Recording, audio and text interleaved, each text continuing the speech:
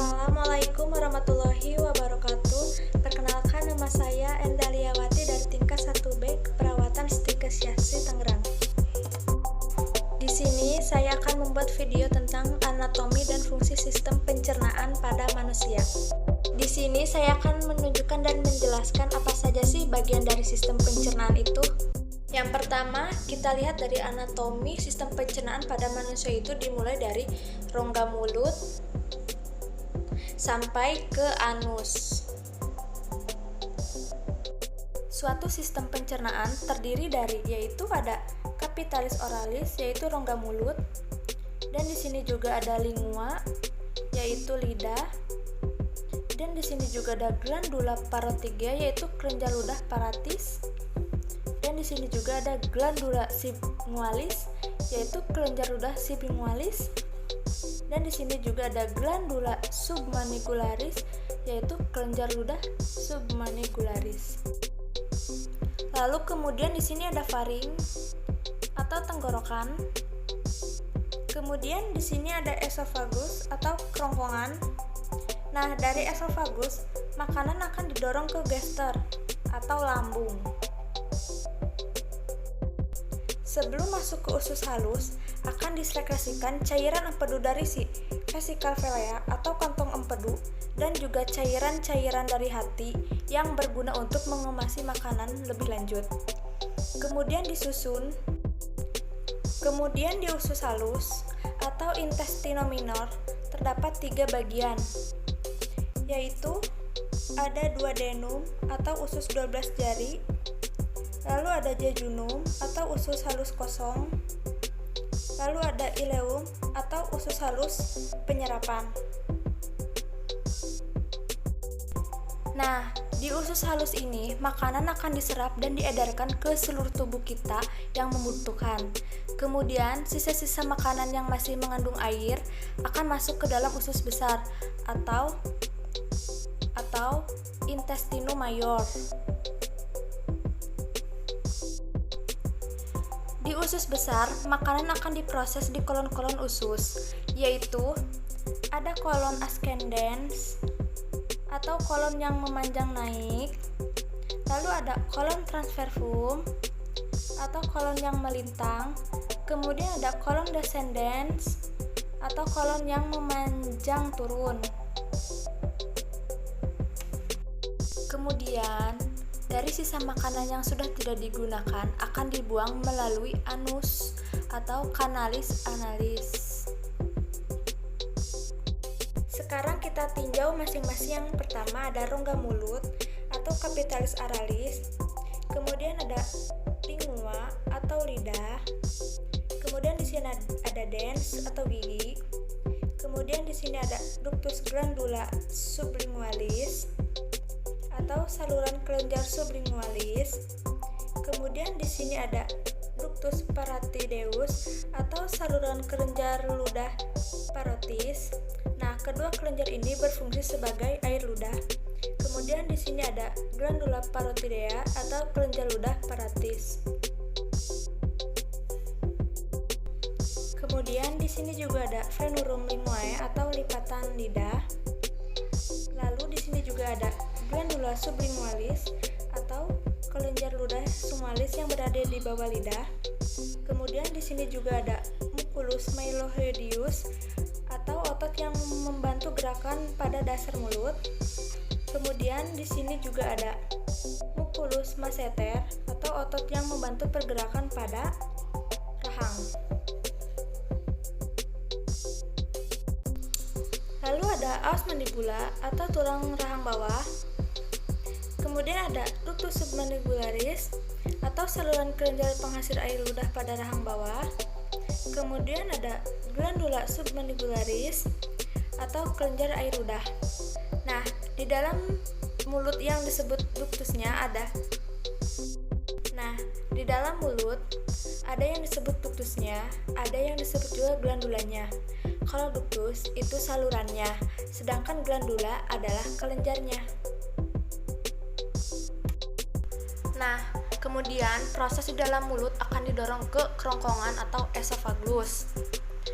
Nah, bagian terpenting dari esofagus yaitu adalah epiglotis.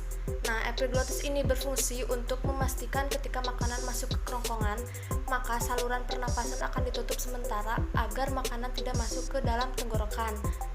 Kemudian, makanan yang berada di esofagus akan dibantu oleh otot-otot yang terdapat di esofagus. Khususnya di sini ada ricopharyngeus muscle. Nah, ini kemudian di sini juga ada inisordet atau gigi pemotong depan. Kemudian di sini ada ovopharynx atau bagian tenggorokan belakang mulut. Kemudian di sini ada epiglotis atau tulang rawan fleksibel di atas laring. Kemudian di sini ada preformis atau bagian seperti buah pir di faring. Kemudian di sini ada ricocarital atau tulang rawan tiroid. Kemudian di sini ada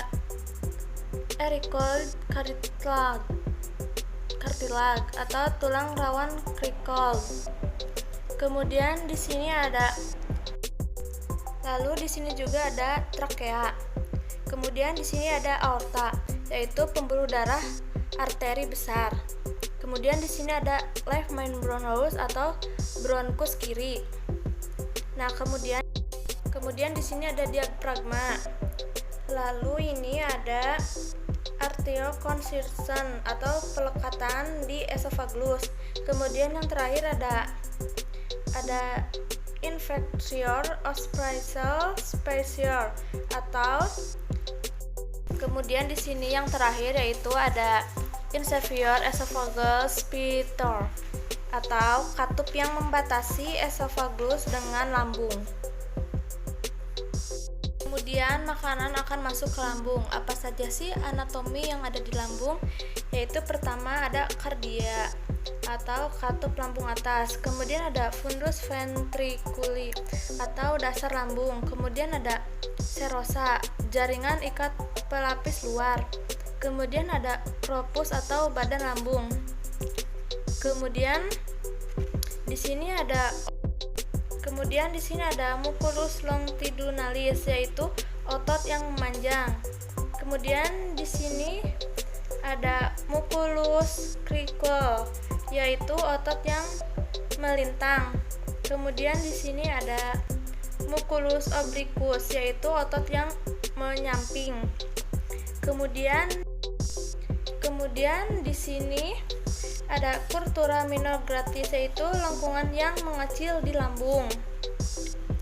Kemudian di sini ada curvatura major gratis yaitu ada lengkungan besar lambung. Ini. Kemudian di sini ada rugae mucosa yaitu jonjot dari selaput lendir di lambung. Kemudian di sini ada canalis pleuricum yaitu saluran muara lambung. Ini. Kemudian di sini ada antrum pleuricum yaitu ada rongga melebar di lambung. Kemudian di sini ada pylorus atau muara lambung. Dan terakhir di sini ada sphincter pleuricus yaitu katup lambung bawah. Ketika masuk ke usus halus, kantung empedu dan pankreas difungsi. Dan selanjutnya, apa saja sih anatomi dari kantung empedu dan pankreas itu? Istilah kantung empedu disebut vesical vilea. Dan di sini selanjutnya ada ductus hepaticus dextra yaitu saluran hati kiri. Dan ductus hepaticus sinistra yaitu saluran hati kanan. Ini. Dan selanjutnya di sini ada ductus hepaticus communis yaitu saluran yang muaranya ke hati.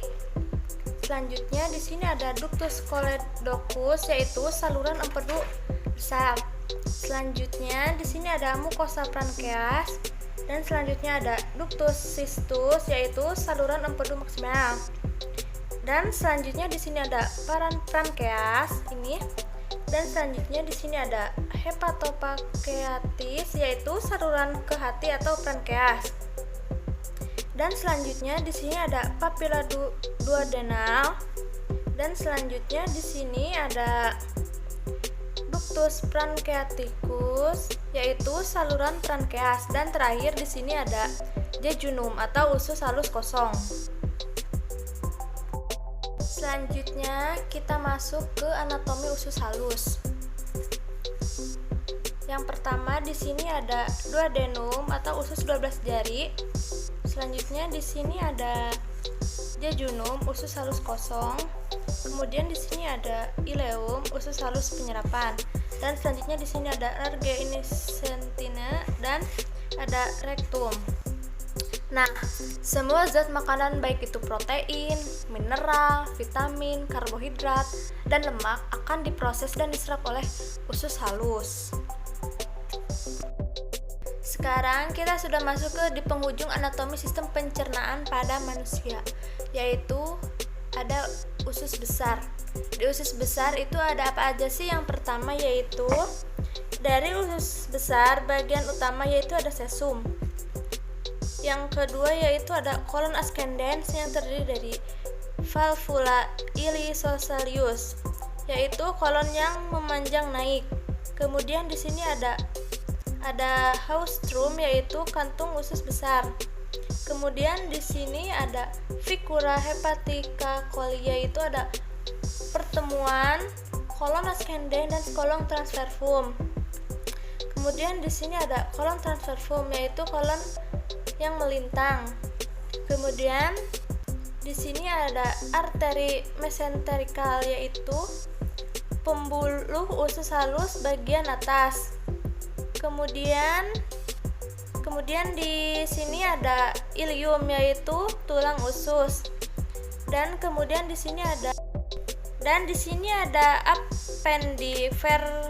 appendiformis yaitu umpai cacing. Dan selanjutnya di sini ada ficula lianiscoli yaitu pertemuan kolon transversum dan kolon ascendens. Dan selanjutnya di sini ada mescola transversum. Dan di sini ada appendical epipolis yaitu kantung kecil perintah. Selanjutnya di sini ada appendicus epipolis. Dan selanjutnya di sini ada kolon descendens yaitu kolon yang memanjang turun. Kemudian di sini ada mesenterium atau akar usus halus. Kemudian di sini ada tenial coli dan selanjutnya di sini ada kolon sigmoideum. Di sini ada rektum dan di sini juga ada canalis analis yaitu rongga anus. Kemudian di sini ada sphincter ani externus yaitu kantung anus luar. Lalu hasil dari semua makanan yang sudah diproses di kolon ascendens dan kolon transversum dan kolon descendens akan masuk ke kolon sigmoid. Nah, makanan terakhir akan disimpan sebentar di rektum, kemudian akan dibuang melalui anus atau canalis analis. Sekian dari video saya, kurang lebihnya mohon maaf. Wassalamualaikum warahmatullahi wabarakatuh.